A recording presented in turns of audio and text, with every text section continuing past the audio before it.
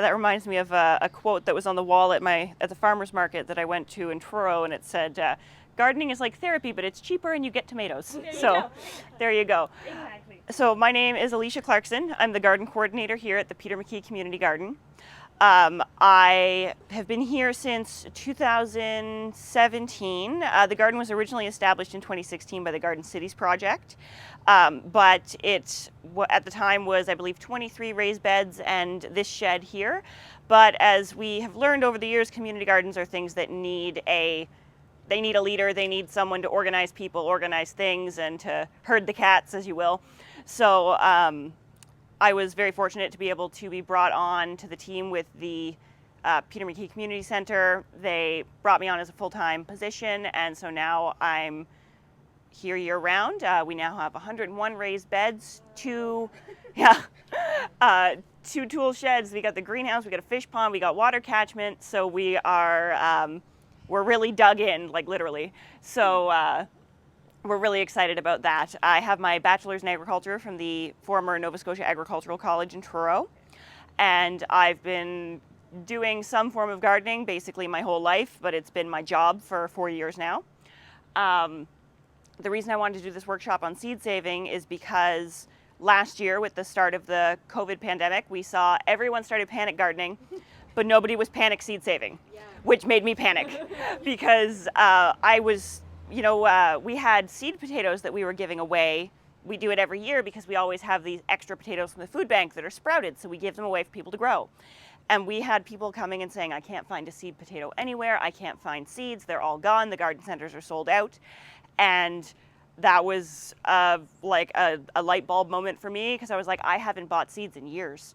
Because I've been seed saving for years, and because we do seed swaps every year, I can't remember the last time I bought a package of seeds.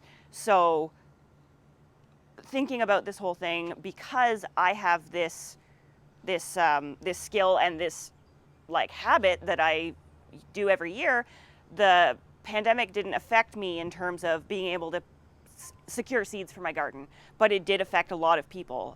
So this is something that's very near and dear to my heart, and I want people to know how to do, because I want everyone panic gardening, but I also want them panic seed saving, because if you have to rely on someone else to save your seeds, that's not sustainable. Especially when we have things with certain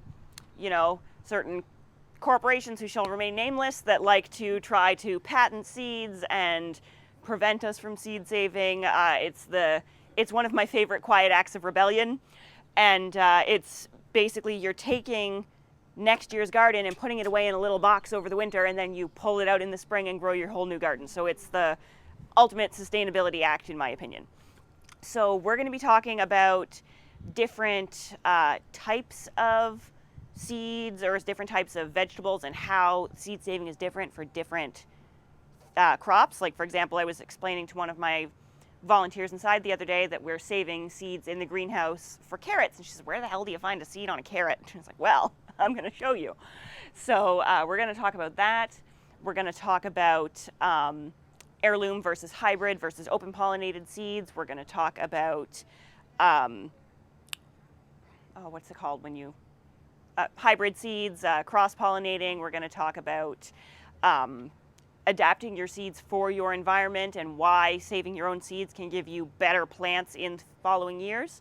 So we're going to go over all of that, and I'm going to show you examples of different things around the garden. So first things first is why save seeds? Well, we already talked about the sustainability bit.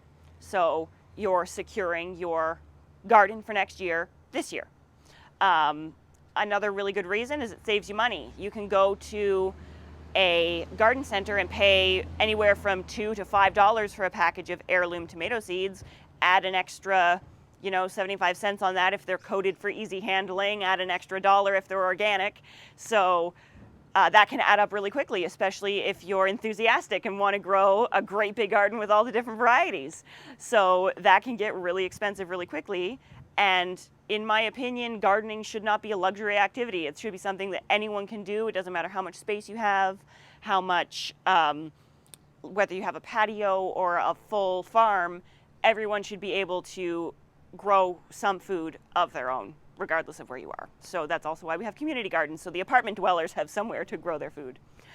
Another really good reason is there's the tradition aspect of it. So I have some seeds in my collection at home that have, they're heirlooms that have been passed down and saved year after year for hundreds of years.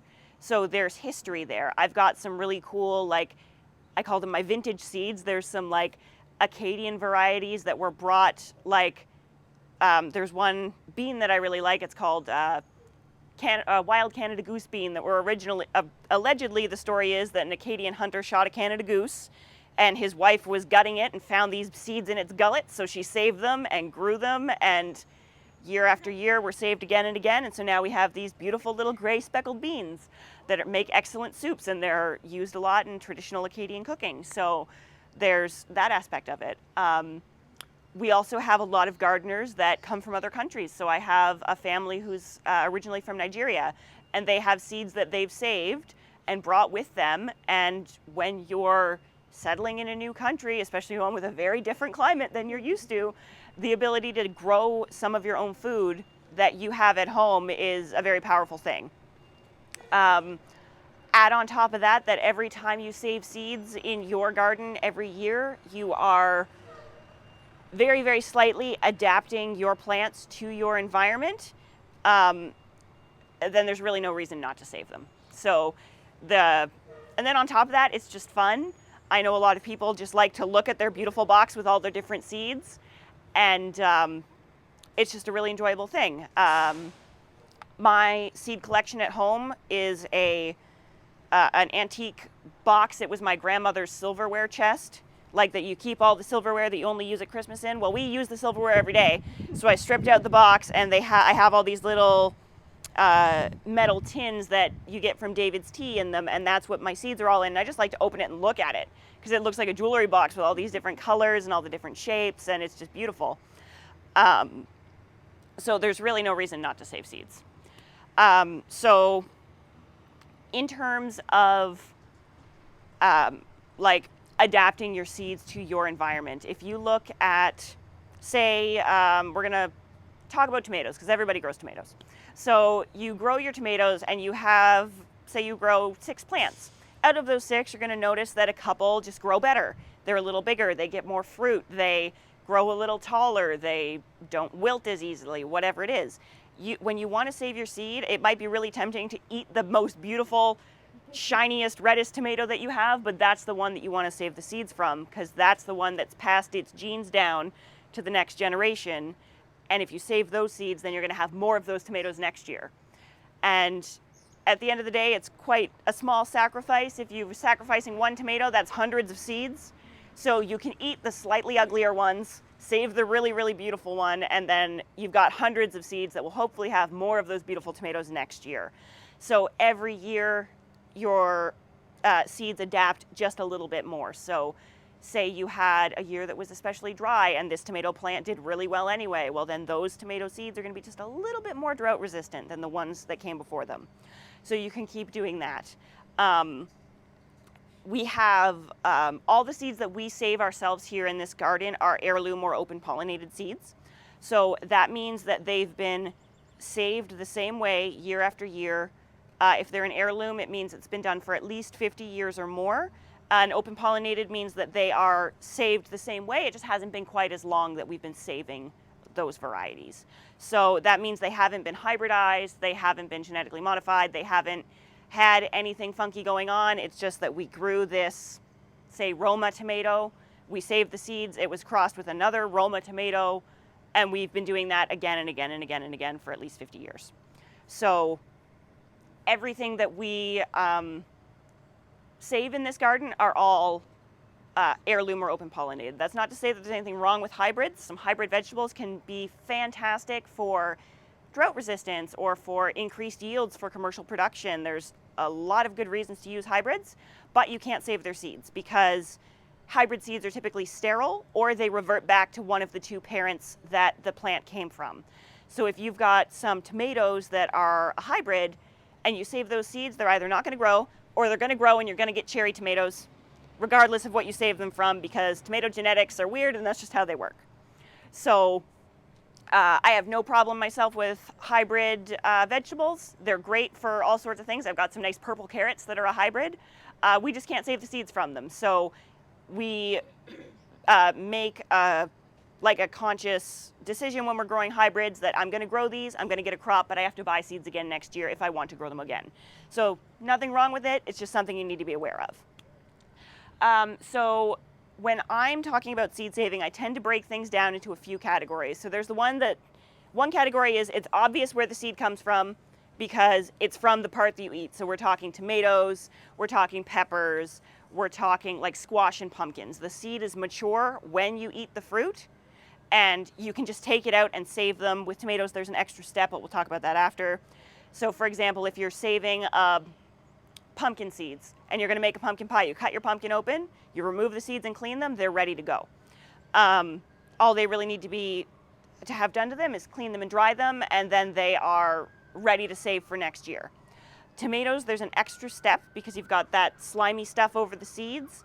That actually prevents them from germinating, because inside a moist tomato is a lovely spot for a seed to germinate, but the plant doesn't want that happening on the vine.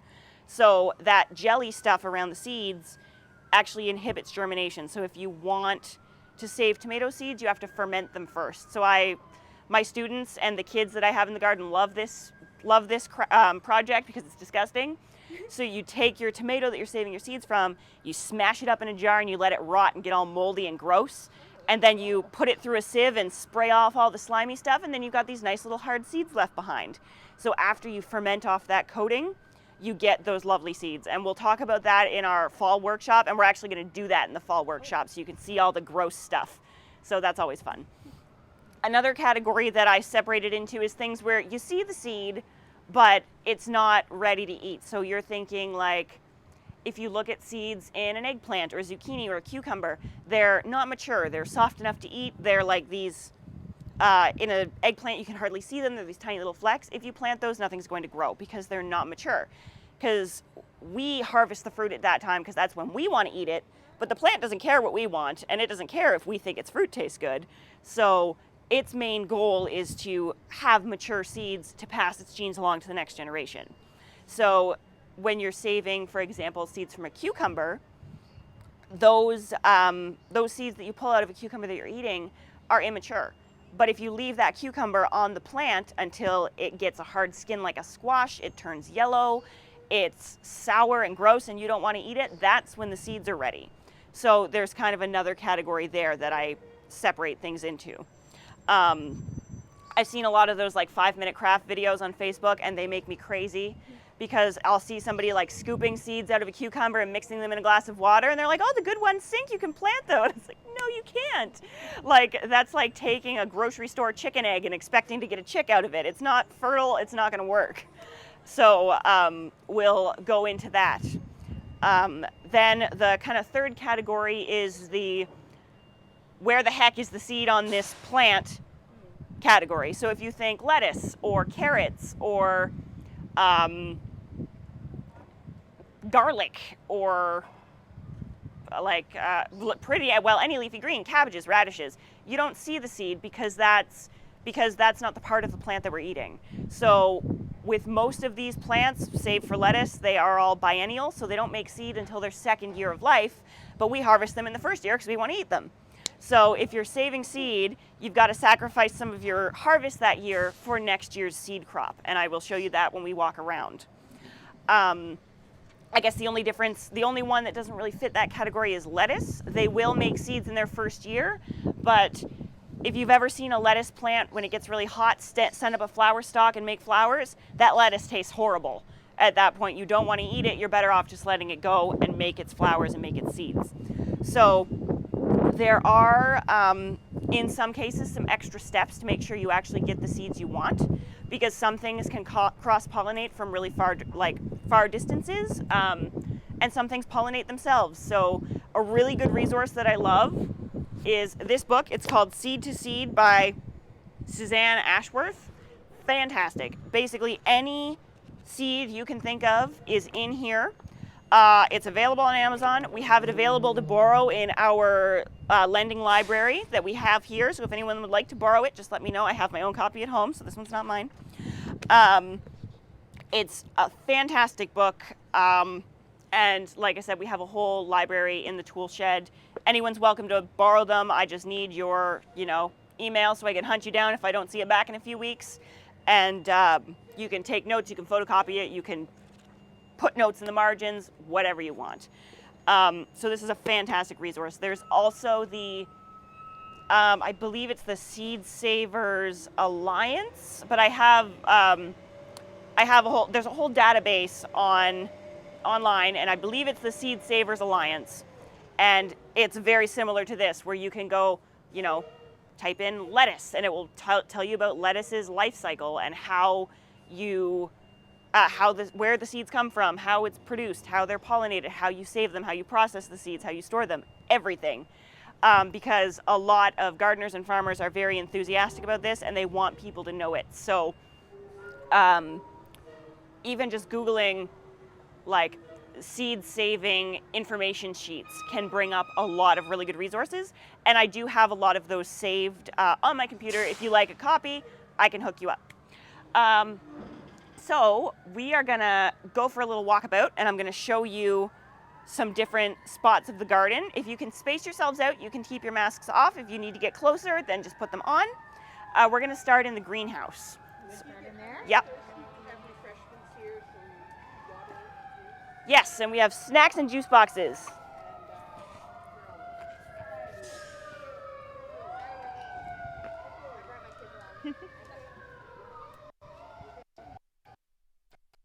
Yes, form for that.